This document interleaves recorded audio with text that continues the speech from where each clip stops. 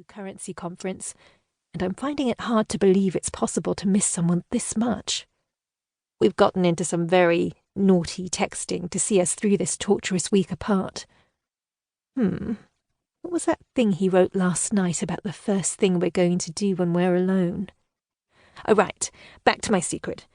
Before each date with Arthur, I like to put on the song "Then He Kissed Me" by the Crystals and dance around singing into my hairbrush like Elizabeth Shue in Adventures in Babysitting, which is what I'm doing right now when I really should be getting into the shower.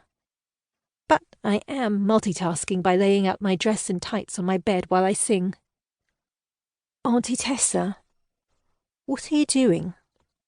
I turn to see my 6-year-old nephew, Knox, standing in the doorway of my room, watching me as I dance around and sing like a lunatic. Nothing. Goofing around, but I'm done.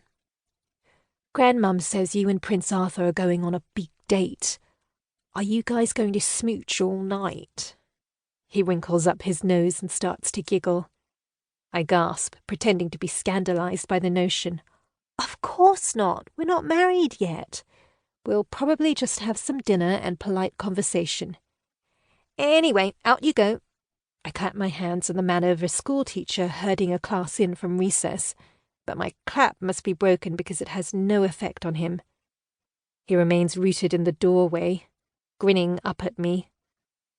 So instead, I shimmy past him and hurry down the hall to the bathroom. 20 minutes later, I've buffed, shaved, shampooed, and covered myself in a very luxurious lotion Arthur gave me for my birthday.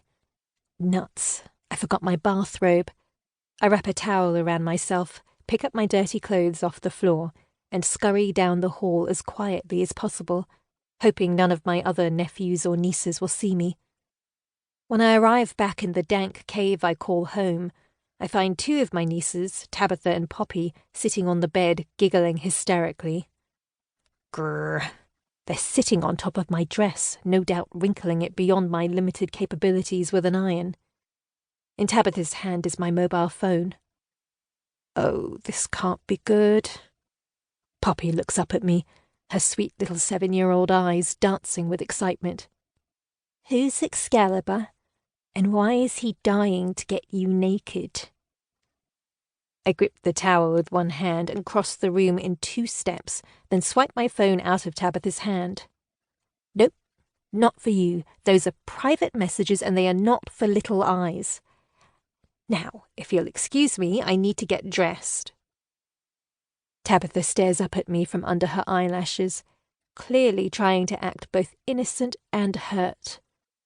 We only came in to see if you had some jelly babies for us, and maybe to see if you needed any help getting ready for your date. Nope, no jelly babies today, remember? Now that I'm living here and you come every single day after school to be babysat, I really can't afford to buy 35 packages of candies every week. I turn my back to them and slide my ratty old bathrobe over my shoulders and tie it up, not bothering to remove my towel. Dad says that's bollocks, says Poppy. He said Prince Arthur will be giving you a large clothing allowance now that you're engaged. Oh, does he now? Well, tell your dad he's dead wrong. It's only been a week and fiancés don't give you money anyway. Husbands don't either, so make sure you study hard so you can get a good job and support yourself when you grow up. Like you? Tabitha asks, her eyes hardening. Oh, she's developed quite the attitude since she turned 11. It's like she went from my little darling to nasty preteen witch the moment she blew out the candles. Maybe I'll be like you and live with my parents until I'm really old, then find a prince to marry me. I take a deep, calming breath. She's only a child. She's only a child. I have a job. It just doesn't pay very well. You know what? I don't have time for this. I really need to dress now. I shoo them with my hands, but they just stare. Sighing loudly, I try to regain my patience. Listen, girls, there really are very few handsome princes left in the world.